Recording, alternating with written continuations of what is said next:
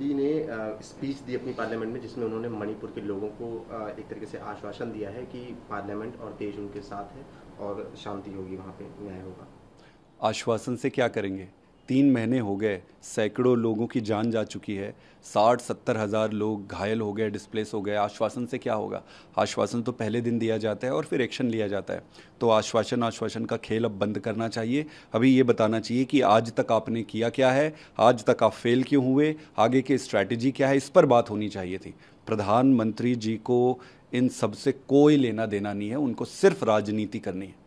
उन्होंने सर ये भी कहा है कि जो भी आज वहाँ हो रहा है वो कहीं ना कहीं कांग्रेस की तत्कालीन सरकारों की वजह से हो रहा है। एक आप प्रधानमंत्री जी का एक हैबिट हुआ पड़ा है कि किसी भी चीज़ के बारे में आप बात करें तो वो कहते हैं उन्होंने वैसे किया था। कुछ भी आप बोलो कि ये ऐसे हो गया तो बोलेंगे वो पिछली सरकार ने ऐसे किया था। आप इतने साल से आपको जितना ब्रूट बहुमत इस देश ने दिया है शायद ही किसी सरकार को मिला होगा।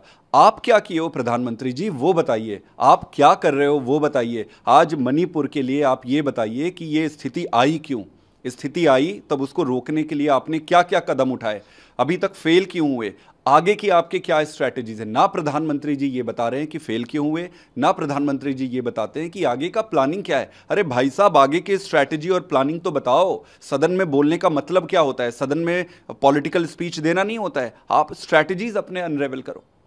सर, अपोजिशन के इंडिया ब्लॉक के लिए पीएम मोदी ने कहा है कि खुद को जिंदा रखने के लिए भी उनको एनडीए का नाम चाहिए, और आई उन्होंने घमंड के तौर पे जोड़ दिया है। इसके साथ ही उन्होंने इंडिया में बीच में डॉट लगा के टुकड़े कर दिए हैं। मुझे लगता है भारतीय जनता पार्टी को जिंदा रहने के लिए ऑपोजिशन को गाली देने की हैबिट हो गई है। उनको अपने काम के बारे में बात करना चाहिए, इंडिया की ज़्यादा फिक्र ना करें। भारत इस बार जीतेगा और ये भारतीय जनता पार्टी की तानाशाही सरकार हारेगी। उन्होंने ये भी कहा है कि कांग्रेस का नाम को लेके बहुत ऑब्सेशन रहा है, नाम बदलने को लेके। उन्होंने हमेशा से यही किया है। उन्होंने अस्पतालों और जगह के नाम बदले हैं, लेकिन गरीबों को कोई फायदा नहीं मिला है। आप प्रधानमंत्री जी को देख लीजिए, सारा स्लोगन ये स्लोगन वो स्लोगन। पूरी सरकार में अगर 9.5 साल के कार्यकाल में देखोगे तो स्लोगन ही स्लोगन दिए है, काम कुछ नहीं दिया है। पूरे समय जब भी सदन, एक तो सदन में आते नहीं है, सदन में बड़ी मुश्किल से अगर आ भी जाते हैं तो पॉलिटिकल स्पीच देते हैं। प्रधानमंत्री जी की बड़ी विचित्र स्थिति है, विदेश जाते हैं पॉलिटिकल स्पीच, सदन में आते हैं पॉलिटिकल स्पीच, सदन के बाहर रहते हैं पॉलिटिकल। अरे भाई साहब, थोड़े से काम की बातें भी कर लो। लोकसभा ने एलओपी अधीर रंजन चौधरी को सस्पेंड किया है और बताया गया है कि उन्होंने बार बार मिसकंडक्ट किया है।